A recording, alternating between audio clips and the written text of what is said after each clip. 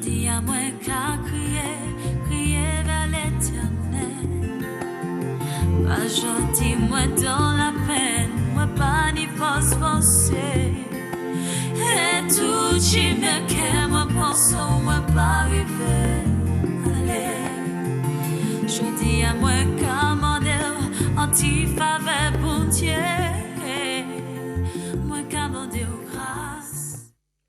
Grâce éternelle, eh bien c'est une grâce et nous sommes tous et toutes contents d'être là pour cette grâce que nous recevons de notre Dieu. Béni soit celui qui vient dans le nom du Seigneur. Eh bien, pasteur Marcel Mitram pour vous servir et je suis donc sur le plateau de Zouk TV pour vous présenter donc ce moment qui est donc Réveille-toi, toi qui dors. Émission donc cette émission qui est donc du temps du réveil. Réveille-toi, toi qui dors. Oui, parce qu'on va dormir. Tu ronfles même. Amen. Donc réveille-toi. Il y a donc une bonne nouvelle pour toi. Bon, alors donc nous sommes dans ce temps de partage de la connaissance de la parole de Dieu. Et je veux donc bénir déjà, avant de commencer, je veux bénir donc le Tout-Puissant. Donc je vais donc m'incliner. Dieu Tout-Puissant, ce n'est ni par la force, ni par la puissance. C'est par donc ta grâce que tu as voulu que ce soit ainsi. Quand je suis, Seigneur, levé, tu gardes sur nous, tu gardes sur moi. Quand je me couche, c'est encore toi, Seigneur, qui veille sur nous. Quand nous nous couchons, c'est toi qui veille donc sur nous. Et c'est toi, Seigneur, tu veux que nous marchions avec toi. Nous te louons, nous te bénissons. Seigneur, merci pour cette grâce que tu nous fais d'être là encore avec le souffle de vie. Je veux aussi donc continuer cette protection. Donc, je demande encore cette protection dans le psaume 91. Celui qui demeure sous l'abri du Très-Haut repose à l'ombre du Tout-Puissant. Je dis à l'Éternel mon refuge et ma forteresse, mon Dieu en qui je me confie, car c'est lui qui me délivre du filet de l'oiseleur, de la peste et de ses ravages. Il te couvrira de ses plumes et tu trouveras un refuge sous ses ailes. Sa fidélité est un bouclier et une cuirasse. Tu ne craindras ni les terreurs de la nuit, ni les flèches qui volent de jour, ni la peste qui marche dans les ténèbres, ni la contagion qui frappe en plein midi. Que 1000 tombent à ton côté et 10 000 à ta droite, tu ne seras pas atteint. De tes yeux seulement tu regarderas et tu verras la rétribution des méchants, car tu es mon refuge. Ô Éternel, tu fais du Très-Haut ta retraite, aucun malheur ne t'arrivera, aucun fléau n'approchera de ta tente, car il ordonne à ses anges de te garder dans toutes tes voies. Ils te porteront sur les mains, de peur que ton pied ne heurte contre une pierre. Tu marcheras sur le lion et sur l'aspic, tu fouleras le lionceau et le dragon. Puisqu'il m'aime, je le délivrerai, je le protégerai puisqu'il connaît mon nom. Il m'invoquera et je lui répondrai. Je serai avec lui dans la détresse. Je le délivrerai et je le glorifierai. Je le rassasierai de longs jours et je lui ferai voir mon salut. Amen. Amen. Alléluia. C'est un beau psaume, très beau psaume. Bon, alors je veux saluer, donc c'est une salutation à tous les collaborateurs, tous nos collaborateurs. C'est une salutation donc exceptionnelle. Salutation à ceux et celles qui soutiennent l'œuvre de loin ou de près. Je veux aussi saluer en Guadeloupe donc la prophétesse Rachel, donc la sœur Rachel, je dis bien la sœur Rachel et la prophétesse Pierre Israël, le pasteur Rodrigue et le pasteur Bernier. Donc à vous, nous saluons. Alors pour n'oublier personne, pour ne pas oublier quiconque, je fais une grande salutation. Salut tout le monde. Bonjour tout le monde. D'accord? C'est un bonjour. Bonjour tout le monde. Amen. Alléluia. Comme ça, tu es sûr de n'oublier quiconque. Amen. Bien, j'ai une bonne nouvelle. J'ai plusieurs bonnes nouvelles pour toi aujourd'hui. Vraiment, plusieurs bonnes nouvelles pour toi. La première, c'est que tu as un parcours à faire donc, dans la Martinique, enfin dans la Caraïbe. C'est la croisière de l'Évangile. Amen.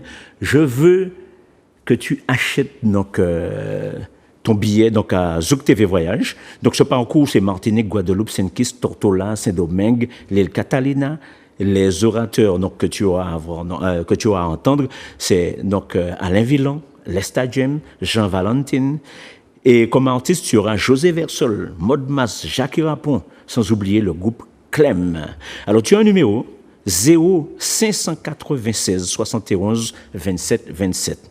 Je dis bien 0596 71 27 27. Amen. Donc, n'oublie pas donc, d'inviter une personne si tu as déjà acheté ton billet. Donc, c'est une bénédiction que tu vas apporter encore sur ta tête, sur ta vie. Hein. Tu vas bénir une des personnes de ta famille. Amen. Bien. J'ai une deuxième grosse nouvelle, donc c'est aussi une grosse pointure. J'ai une autre nouvelle pour toi. Donc, l'association du collectif des chrétiens de l'Ouest guyanais donc, organise un séminaire de 3 jours. 3 jours, le 23, le 24, le 25 octobre 2025, à Saint-Laurent-du-Maroni, en Guyane, place de la République, avec donc le pasteur Anderson et le pasteur Alain Villan. Alors, tu peux aussi, donc je te donne le lien, tu peux aussi appeler donc au 0694, je dis bien 0694 09 81 39. Je répète, 0694 09 81 39. Donc, si tu écoutes, ou alors si tu es sur la Guyane, toi qui écoutes Zouk TV sur la Guyane, tu es vivement convié à ce grand moment. C'est important. Faut que là, invite les gens en Guyane. Et si toi-même tu es en vacances, tu sors de la Martinique ou bien tu passes sur la Guyane, n'oublie pas qu'il y a cette invitation à Saint-Laurent-du-Maroni en Guyane. Amen. Tu as donc le pasteur Anderson et le pasteur Alain Villan. Et puis la troisième bonne nouvelle, le temps du réveil donc organise la matinée des femmes. La matinée des femmes, donc le samedi 27 septembre à 9h, ce sera donc chaud, chaud, chaud. Je dis bien la matinée des femmes, le samedi 27 septembre à 9h, chaud, chaud, chaud. Donc c'est le chiffre 9 qui est donc le chiffre de l'accouchement. Il y a donc une femme qui sort tout droit du satellite spirituel qui va venir donc pour te donner justement une bénédiction, pour te porter une parole de bénédiction et amène une personne, invite une personne à ce temps, au temps du réveil. Donc, chemin Apollinaire Villan, donc tu connais la route, donc situé au Glotin, au Gaumont. Donc, je t'invite à venir pour recevoir ta bénédiction, donc au temps du réveil. Quatrième bonne nouvelle, c'est que des bonnes. Non, c'est que du bon. Alors, quatrième bonne nouvelle, c'est que le ciel a rendez-vous avec toi aujourd'hui. Le ciel a rendez-vous avec toi pour manifester sa joie dans ton cœur. Le ciel a rendez-vous avec toi parce qu'il y a un message pour toi aujourd'hui. Lequel message? Tu étais dans le chemin qui ne glorifiait pas Dieu. Et ce chemin, un chemin qui était mauvais. Tu dois sortir de ce chemin. Quel chemin, me diras-tu? Le sport? Oui, c'est du sport. C'est un sport. Qui est ce sport? Moi qui suis donc un ancien sportif, je peux reconnaître ce qu'on appelle le sport, un vrai sport. Alors voici, il y a un sport national, un sport régional que nous faisons en Martinique. Et le sport régional de la Martinique, ce n'est pas football. Non. Ce n'est pas touriol, afteriol. Non, non, non, non. Ça, c'est pas encore. Ce n'est pas non plus cyclisme. Non. Ce n'est pas l'athlétisme. Le sport national que nous avons en Martinique, c'est le palais Mounmal. Nous aimons ça. Ah, nous quand parler Mounmal comme ça, jusqu'à tuer cette personne. Nous sommes dans un sport où tout le monde s'y met. Lorsqu'on te dit quelque chose comme ça, de cette grandeur, eh bien, tu es capable de le mettre à une autre distance encore. Tu es capable encore d'amener des choses, des ingrédients pour tuer la personne en question où tu es en train de parler. Et ce n'est pas bon. Non, non, non, non, ce n'est pas bon que nous puissions aussi parler mal de nos frères, parler mal des gens, parler mal. Oh là là là là là, c'est méchant. Et je sais que tu vas me dire, mais en quoi cela peut-il être biblique par les mots de mal? En quoi cela peut-il être biblique? Comment parler mots de mal puisse venir dans la Bible? Qu'est-ce que ça me s'est regardé là? Eh bien, on va venir petit à petit. Hein? On va avancer petit à petit. Mais avant tout, on va lire déjà le Lévitique 19, verset 15. Lévitique 19, verset 15 nous dit « Tu ne commettras point d'iniquité dans tes jugements. Tu n'auras point égard à la personne du pauvre et tu ne favoriseras point la personne du grand. Mais tu jugeras ton prochain selon la justice. » Amen. Tu le jugeras selon la justice. Cela veut dire que si il y a des choses à juger, Dieu a mis des juges pour ce travail. Il a demandé, et c'est pour ça qu'il nous demande, Dieu nous demande de prier pour ceux qui ont été élevés en dignité. D'accord? Ceux qui ont été élevés en dignité, donc les rois, les princes, les juges, les policiers, nous devons prier pour eux afin que nous-mêmes nous puissions mener une vie paisible et tranquille. C'est ce que nous dit donc la Bible. Mais comme nous sommes dans le jugement, nous aimons ça, nous quand juger, nous aimer, c'est devenu un sport, je te dis. 1 Timothée 2, 1 Timothée chapitre 2, versets 1 à 4 nous dit « J'exhorte donc, avant toute chose, à faire des prières, des supplications, des requêtes, des actions de grâce pour tous les hommes, pour les rois et pour tous ceux qui ont été élevés en dignité, afin que nous menions une vie paisible et tranquille, en toute piété et en toute honnêteté. Cela est bon et agréable devant Dieu, notre Sauveur, qui veut que tous les hommes soient sauvés et parviennent à la connaissance de la vérité. Amen. Amen. Nous aimons parler les gens mal. Et nous voulons justement, lorsque nous parlons mal, nous voulons justement exterminer cette personne. Nous cherchons le plus souvent, même nous ne connaissons pas les allants et les aboutissants, ça c'est pas notre problème. On te dit quelque chose, ben il n'y a pas de problème, on part dedans et tout de suite cela devient quelque chose mais vraiment de mortel. Mais non, il faudrait que nous puissions arrêter un moment justement de tirer sur notre confrère. Il y a des gens qui, le soir même en dormant, ils sont en train déjà de cogiter pour savoir qu'est-ce que je vais dire sur un tel demain, qu'est-ce que je vais faire sur un tel. Déjà, j'aime pas voir sa tête. Déjà, j'aime pas voir sa manière. Donc, il faudrait que je tire sur lui, que je veux l'éliminer. Au fait, tu es en train de faire le travail de Satan. Tu es en train de faire le travail du diable. Le travail du diable, c'est ça. Et il y a un homme qui s'appelle Jacques, le frère de Jésus, ouais.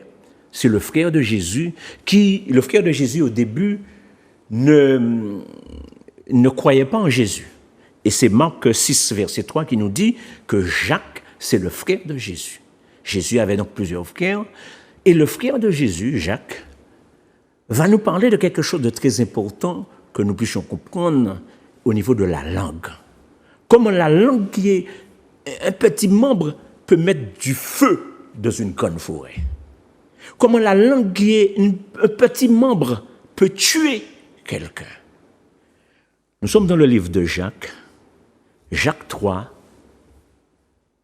Jacques chapitre 3, du verset 5 à 12. Il dit « De même la langue est un petit membre et elle se vante de grandes choses. Voici comme un petit feu peut embraser une grande forêt. La langue aussi est un feu. C'est le monde de l'iniquité. La langue est placée parmi nos membres, souillant tout le corps et enflammant le cours de la vie. Étant elle-même enflammée de la géhenne, toutes les espèces de bêtes et d'oiseaux, de reptiles, d'animaux marins sont domptées et ont été domptées par la nature humaine. Mais la langue, Aucun homme ne peut la dompter. C'est un mal qu'on ne peut réprimer. Elle est pleine de venin mortel. Par elle, nous bénissons le Seigneur, notre Père, et par elle, nous maudissons les hommes faits à l'image de Dieu. De la même bouche sortent la bénédiction et la malédiction. Et il ne faut pas, mes frères, qu'il en soit ainsi. Mais non, il faut que nous arrêtions ça. La source fait-elle jaillir par la même ouverture l'eau douce et l'eau amère? Un figuier, mes frères, peut-il produire des olives ou une vigne des figuiers? De l'eau salée ne peut pas non plus produire de l'eau douce. Amen. Amen. Ça grave. Nous avons parlé moun mal comme ça jusqu'à temps que nous sommes moun mort. Jusqu'à moun descend dans la fosse. Et c'est devenu, je te dis, un sport. Pendant la nuit, je te dis que le cogite comme ça. Personne ne peut continuer dans un tel chemin. Si tu es un enfant de Dieu, même quand tu n'es pas un enfant de Dieu, tu ne peux pas continuer dans un chemin à pouvoir mal parler tout ce que tu rencontres. Je te donne un exemple. Si jamais il y a 10 personnes se réunissent en un lieu, ces 10 personnes-là réunies dans ce lieu, on est en train de parler X mal, il y a à peu près 6 personnes qui parlent mal de X. Donc il reste 4 personnes, au fait, qui n'ont pas d'avis, de mauvais avis sur cette personne. Eh bien, figure-toi que nous aimons aller vers le plus grand nombre. On n'aime pas se faire ridiculiser lorsque l'on pense que « Ah ouais, mais je serai tout seul, je m'accorde avec celui du grand nombre. » Donc tu auras au moins 2 personnes dans les 4 personnes qui iront dire, alors qu'ils savent très bien que ce qu'on était en train de dire sur la personne n'est pas vrai. Nous savons que ce n'est pas vrai. Tu sais que ce n'est pas vrai. Mais pour mentir, pour t'ajuster, pour te montrer, pour te démontrer, pour voir que toi aussi tu sais quoi? Tu ne sais rien. Le plus souvent, ce n'est même pas vrai. On a besoin de parler pour parler. On a entendu, mais on continue à parler. On ne vérifie même pas le plus souvent l'authenticité de la chose. Mais on parle et on est heureux de parler, on est content de parler. Amen. Romains 14, le verset 4 dans Romains 14 nous dit « Qui es-tu » La personne de Romains, c'est l'apôtre Paul qui parle. Et il nous dit « Qui es-tu, toi qui juges ?» Un serviteur d'autrui. Qui es-tu? S'il se tient debout et s'il tombe, cela regarde son maître. Je dis bien un serviteur d'autrui. Cela regarde son maître. Et on va voir son maître c'est qui. Mais il se tiendra debout car le Seigneur, donc le Seigneur c'est son maître, le Seigneur a le pouvoir de l'affermir. Amen. Le Seigneur a le pouvoir de l'affermir.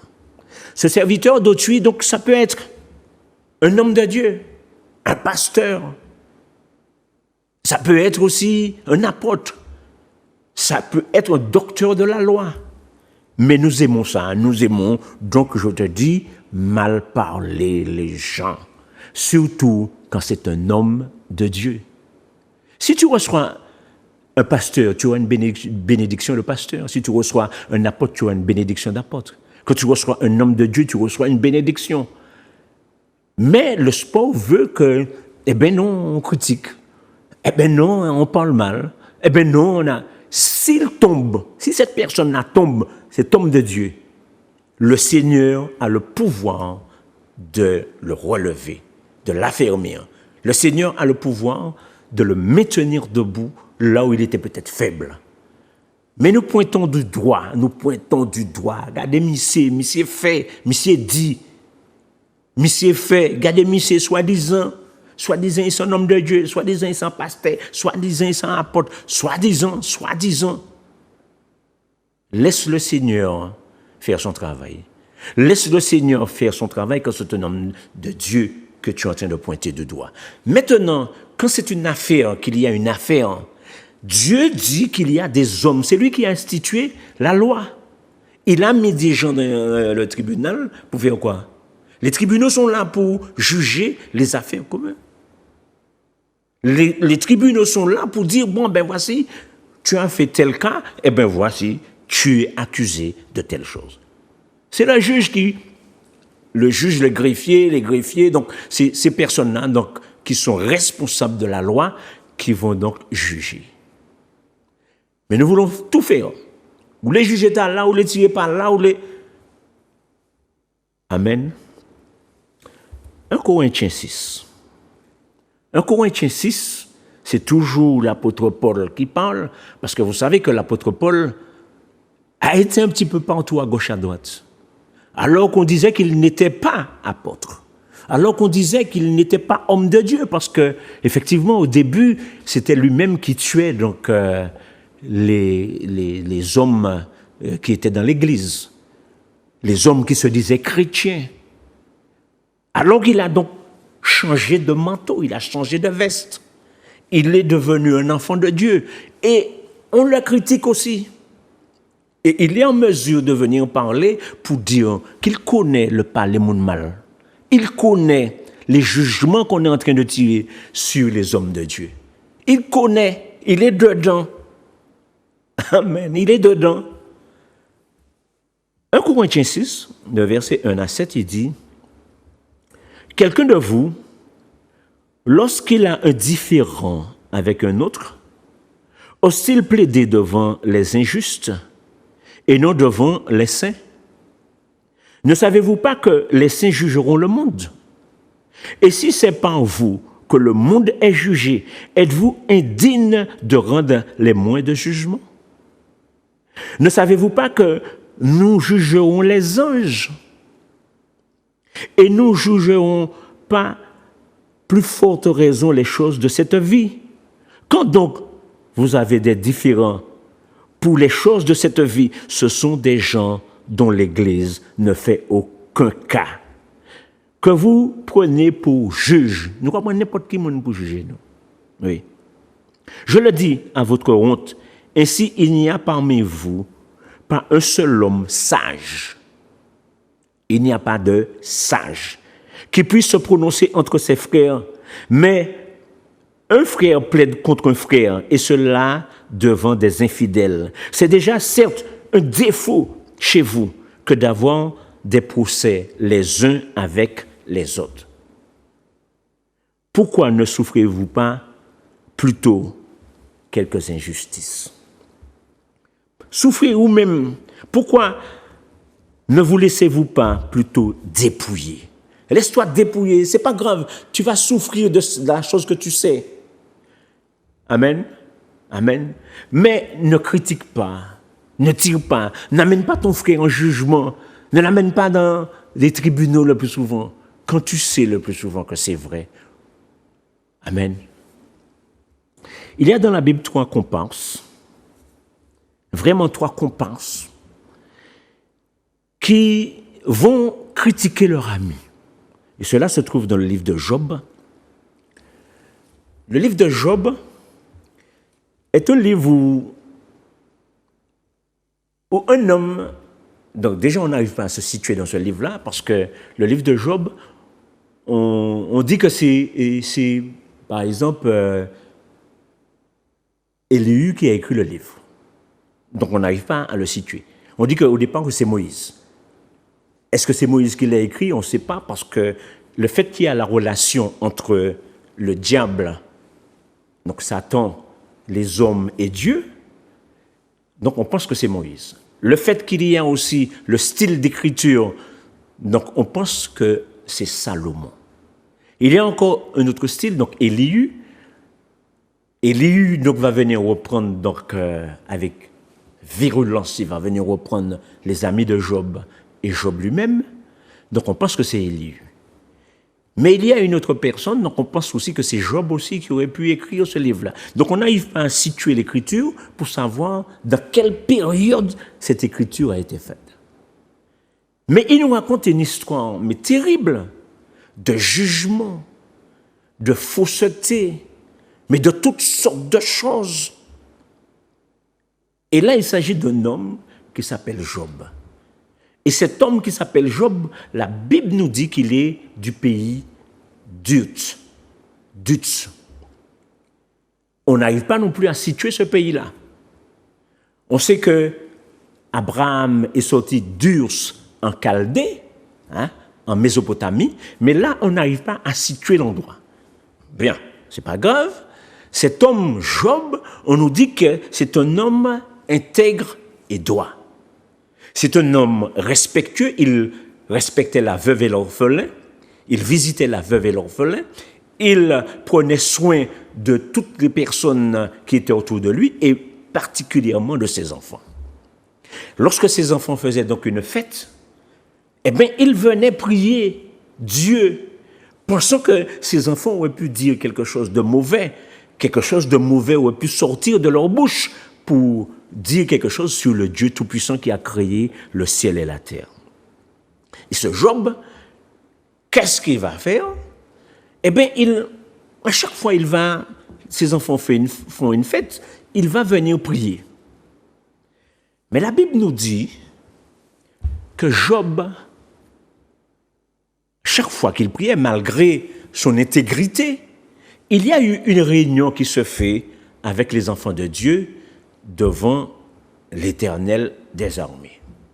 Et la Bible nous dit que Satan vient aussi. Et il vient où? Satan vient au milieu de la réunion que tient Dieu avec ses enfants. Et Dieu va dire à Satan, as-tu constaté, as-tu remarqué, as-tu vu mon serviteur Job? Il est droit et intègre et il n'y en a pas beaucoup. Il n'y a pas comme lui.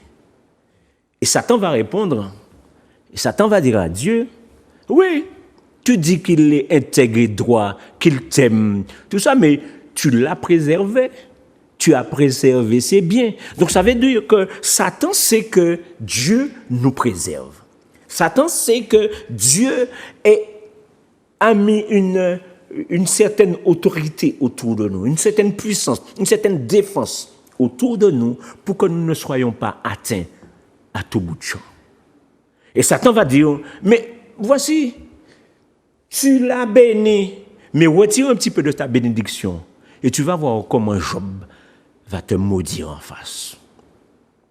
Alors donc la discussion va continuer et Dieu va dire à Satan, eh bien voici, je te le confie, mais seulement ne touche pas à sa vie. Et Satan va partir parce qu'il a l'autorisation de Dieu. Il va partir et il va toucher Job. Les enfants de Job, au départ, les bêtes de Job, les brebis, tous les bêtes de Job vont mourir. Et à chaque fois, il y a un serviteur qui va se détacher et il va dire, je me suis échappé moi seul pour venir t'apporter la nouvelle. À chaque fois, pendant 4 fois, je me suis échappé moi seul pour venir t'en apporter la nouvelle. Et la dernière fois, donc c'est avec les enfants de Job,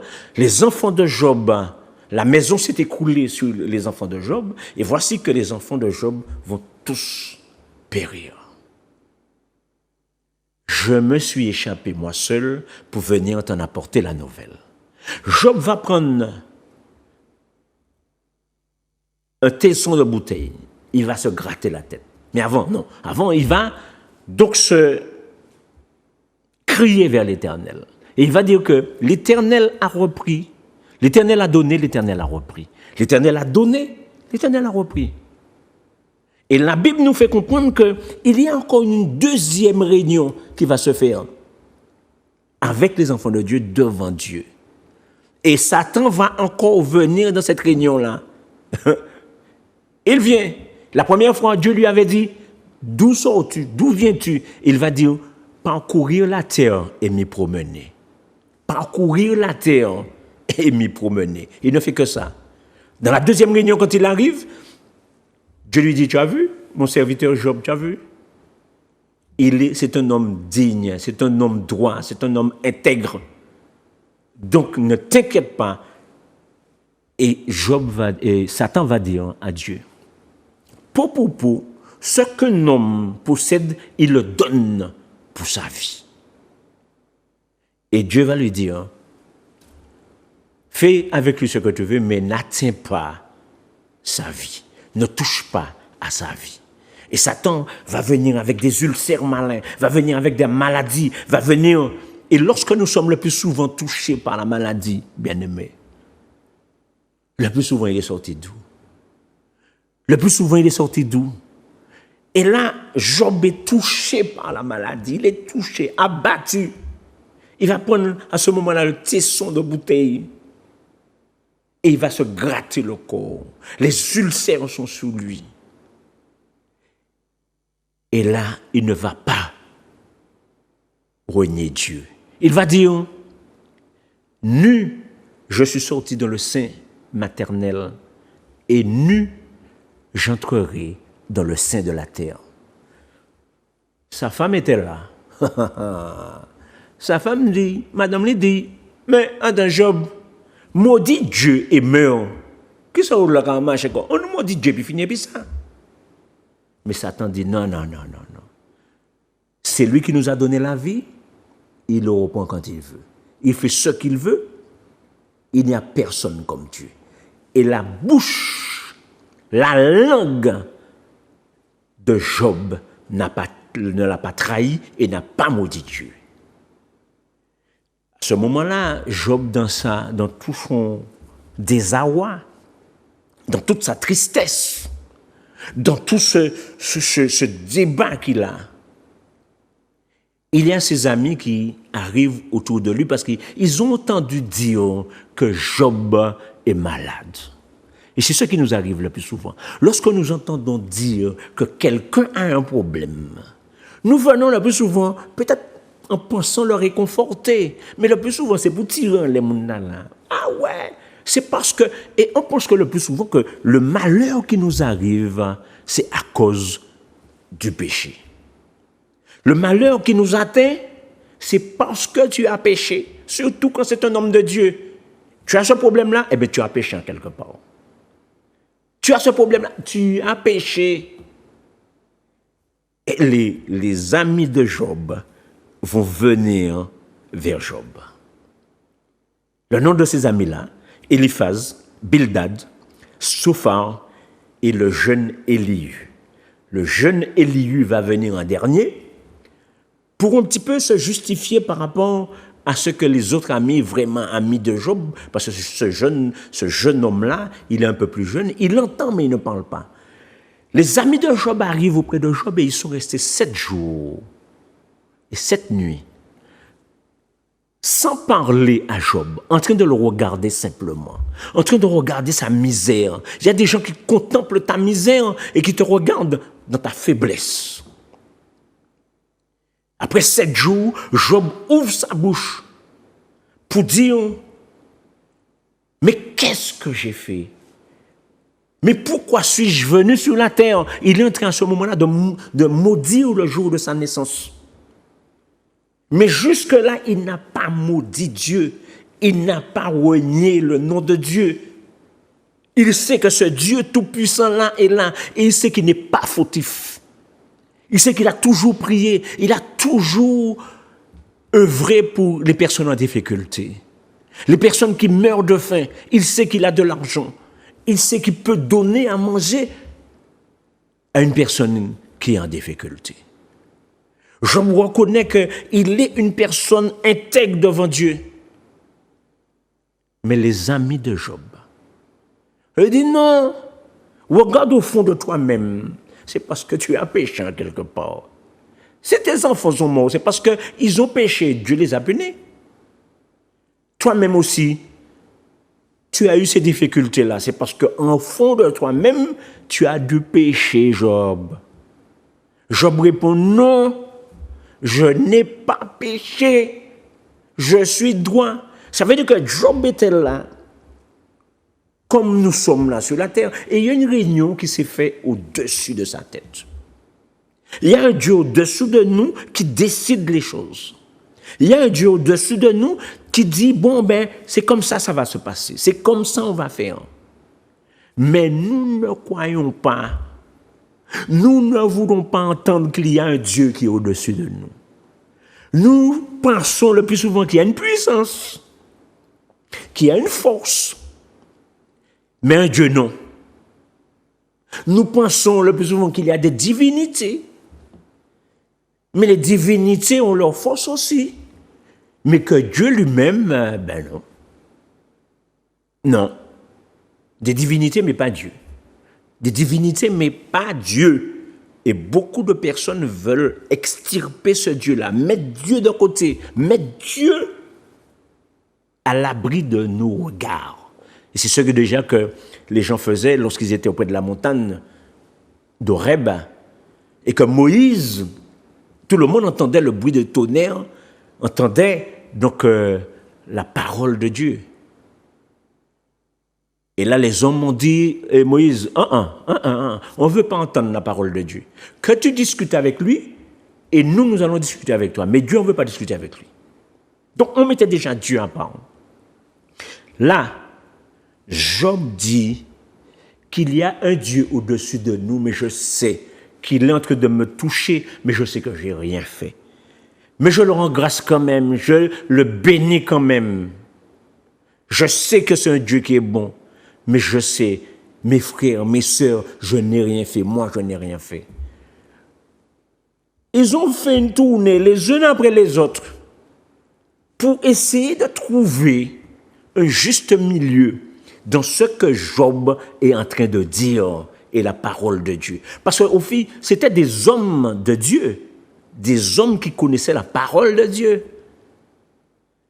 Eliphaz, Bildad, Tsophar et le jeune Élie. Des gens qui savent comment Dieu fonctionne. Et quand tu péchais, eh bien, la Bible nous dit que la personne qui pêche, c'est la personne donc, qui va subir donc, la mort. Le péché, c'est la mort. Et il dit, la Bible ajoute, et il dit que le Père ne mourra pas pour le Fils et le Fils ne mourra pas pour le Père. Donc nous savons très bien que cette parole-là, quand il est sorti, lui, les hommes sont en train de dire, mais tes enfants ont péché. Eh bien, ils sont morts. Toi aussi, tu as péché? Eh bien, non, je n'ai pas péché, dit Job. Yo tout caché, savent que je n'ai pas péché. Ne me dites pas que j'ai péché, je n'ai pas péché. Et à force de discussion, il y a le jeune Élie qui va venir pour mettre un milieu dans la parole, au niveau de la langue, au niveau des paroles inutiles, au niveau de notre comportement vis-à-vis des personnes lorsque nous parlons de tous les jours. Le jeune Élie va faire comprendre aux anciens, vous pensez que vous êtes anciens et que vous êtes sages, vous n'êtes pas sages. Je suis jeune et j'ai attendu au dernier moment pour vous parler, pour vous dire que vous n'avez pas raison, ni l'un ni l'autre. Ni les amis de Job, ni Job lui-même. Et qu'effectivement, Dieu est un Dieu puissant, il fait ce qu'il veut. Dieu, c'est-à-dire qu'il voulait montrer en quelque sorte à Job, Élie veut montrer en quelque sorte à Job, ce n'est pas parce que tu es juste qu'il faut proclamer que je suis juste, que je suis juste. Non. Oui, tu es juste. Mais le travail de Dieu, Dieu fait ce qu'il veut. Avec qui il veut, au moment où il veut. La Bible nous dit après cette discussion qu'il y a quelque chose qui va se faire. Mais je veux vraiment entrer au niveau, avec toi dans un truc, au niveau de Luc, parce que c'est cela que le Seigneur a toujours tendance à dire, disait donc aux apôtres. Il dit, Simon, Simon, j'ai prié pour toi, parce que le Satan t'a réclamé pour te cribler comme le faument. Et c'est ça, Satan nous réclame tout le temps. Nous sommes dans cette vie ici-bas. Jusqu'à aujourd'hui, Satan nous réclame pour nous cribler, comme le froment. Et la parole se trouve dans Luc 22, Luc chapitre 22, du verset 31 à 32. Il est dit, le Seigneur dit, Simon, Simon, Satan vous a réclamé pour vous cribler comme le froment. Mais j'ai prié pour toi, afin que ta foi ne défaille point. Et toi, quand tu seras converti, affermis tes frères. Quand tu seras affermi. Dieu est un Dieu puissant. Et là, Dieu vient dans la vie de Job à ce moment-là. La Bible nous dit que Dieu arrive et vient parler à Job. Dieu arrive alors que les amis de Job sont là, en train de dire à Job, non, ce n'est pas vrai. Et voici Élie même aussi qui arrive pour parler. Mais Dieu ne t'a jamais lâché. Et Dieu ne va jamais te lâcher. Dieu arrive et va répondre. Il va répondre en disant, Job, mais qui es-tu? Qui es-tu, Job, pour obscurcir le plan du Tout-Puissant? Qui es-tu? Est-ce que tu étais là lorsque j'ai formé la mer? Lorsque j'ai mis une barrière pour que la mer ne puisse pas sortir de son lit? Est-ce que tu étais là? Lorsque j'ai placé les cordeaux pour construire le monde, est-ce que tu étais là? Tu dis que tu es juste. Oui, je remarque que tu es juste. Mais je suis l'Éternel des armées, je fais ce que je veux. Et il dit, l'hameçon que tu as là, va tenir le crocodile. L'ours qui a son petit, viens et donne-lui la main. Puisque tu es un sage, puisque tu sais tout, donc tu vas m'instruire. Je vais m'asseoir auprès de toi et tu vas m'instruire. Mais peut-on instruire le Dieu Tout-Puissant? C'est lui qui nous donne l'intelligence, c'est lui qui nous donne la mémoire, c'est lui qui nous donne tout, le souffle de vie, le boire, le manger.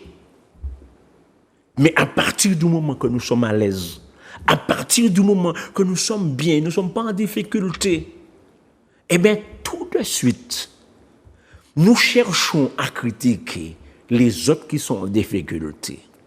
Tout de suite, lorsque nous sommes tellement bien à l'aise, sous un piédestal, dans la clim peut-être, mais lorsque nous mangeons bien, il n'y a rien qui nous empêche de jouir du bien qui est sur la terre. Eh bien, à ce moment-là, les autres qui sont en difficulté, on les pointe du doigt pour dire, ouais, regardez, il n'y a pas rien, regardez. Ils sont l'argent, ils sont pauvres. Tout en sachant que Dieu a fait le pauvre et le riche. Dieu a fait le pauvre et le riche. Et Dieu dit, c'est moi qui les ai fait tous deux. Amen. C'est moi qui les ai fait tous deux. Nous sommes dans la critique lorsque nous sommes le plus souvent bien. Et surtout, si on constate la personne est dans une santé qui défaille, eh bien, tout de suite, on va chercher un péché. On va attribuer à cette personne-là un péché. Un péché qui n'existe même pas. Ils ne savent même pas. Alors que Dieu est au-dessus et gère tout. Dieu au-dessus est en train donc de manipuler comme il veut les hommes qu'il a mis sur la terre. Le Dieu là, il dit, la terre est mon marchepied. La terre, c'est mon marchepied. Il fait ce qu'il veut. Et nous n'arrivons pas à comprendre que c'est mauvais lorsque nous parlons mal. Lorsque nous faisons de se parler mal un sport, ce n'est pas une bonne chose. Combien de cœurs que nous sommes en train de détruire, combien de personnes que nous sommes en train de blesser, combien de personnes que nous sommes en train de tuer. Amen. Et la Bible nous dit qu'il faut tourner ta bouche, ta langue 7 fois dans ta bouche. avant de parler. Tourne ta langue avant de dire quelque chose. Tu sais que ce n'est pas bon. Mais tu prends pour la grande quantité, le grand nombre. Il ne faut pas marcher avec le grand nombre. Il dit que ce n'est pas le grand nombre qui sauve le roi. Ce n'est ni par la puissance, ni par la force, mais c'est par mon esprit, dit le Seigneur. Je veux te faire comprendre que si tu es dans ce cas aujourd'hui, il faut sortir de ce cas-là. En priant, en te rendant dans un temple, en te rendant quelque part pour retirer, parce que c'est une amertume qui te ronge, qui fait que tu parles du mal à ceux qui sont auprès de toi. Il faut enlever cette amertume-là. Il faut te rendre dans un temple, peu importe le temple, va dans un temple. Écoute la parole de Dieu. La parole nous dit, Dieu parle tantôt d'une manière, tantôt d'une autre. Et le plus souvent, nous ne portons point garde à ce qu'il dit. Amen. Va dans un temple. Et je veux aussi t'inviter donc, au temps du réveil. Hein? Si tu as ton temple, tu vas dans ton temple. Mais si tu n'as pas, viens au temps du réveil. Chemin Apollinaire Villon, qui se trouve donc au Glotin sur le Gaumont. Et là, tu vas pouvoir avancer avec nous dans la parole de Dieu. La parole de Dieu est bonne, la parole de Dieu nous fait du bien, la parole de Dieu nous aiguise. Hein? Et la parole même nous dit qu'il est une lame à deux tranchants. Les deux tranchants. Il blesse et il guérit. Il blesse. La parole blesse et il guérit. Parce que là, je te dis une vérité au niveau du parler mon mal que nous sommes en train de faire en Martinique. Et c'est devenu national, même international. Je te dis qu'il faut arrêter ça. Il y a des moments où il faut se consulter intérieurement et remarquer que ce que nous sommes en train de faire ou bien de dire, non, ça ne fait pas. Ce n'est pas la gloire de Dieu. C'est la gloire du diable, la gloire de Satan. Tu fais les œuvres du diable, tu fais le mal et tu ne te rends pas compte. Parce que tu n'as pas d'âme. Tu ne te rends pas compte parce que tu dis, bon, mais je dis ça, mais tu ne sais pas. Ça a déjà fait le tour du monde. Une simple petite parole. La Bible te dit que c'est le frère Jacques qui dit que, eh bien, le feu est déjà entré dans la forêt et puis c'est une grande quantité de forêt qui brûle déjà. C'est une grande quantité de personnes qui meurent déjà, qui souffrent déjà. C'est le plus souvent la personne, s'il y a sa femme machin, ou bien son mari, c'est toute la famille qui est touchée par une simple parole. Il faut sortir de cette difficulté. Il faut sortir de ce problème. Il est temps de sortir parce que ton Dieu t'appelle à le servir, ton Dieu t'appelle à parler de lui. Dieu ne t'a pas donné cette mission de parler mon mal. Il n'y a pas cette mission-là. Non. La mission que Dieu te donne, c'est pour parler de lui.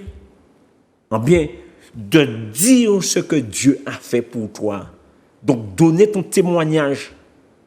Le plus souvent, tu vas me dire, bah, je ne crois pas. Mais il y a eu un événement que tu as eu il n'y a pas longtemps. Cet événement-là, eh bien, quand tu regardes, tu as vu que la main de Dieu était dedans.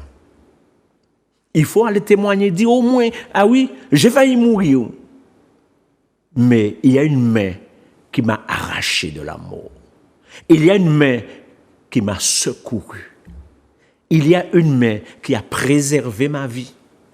Et quelle est cette main, si ce n'est la main de l'Éternel des armées? Je t'invite, chemin Apollinaire Villon, je t'invite au temps du réveil. Et je veux te dire, réveille-toi, toi qui dors. Réveille-toi. Pas dormi. Réveille-toi. Amen.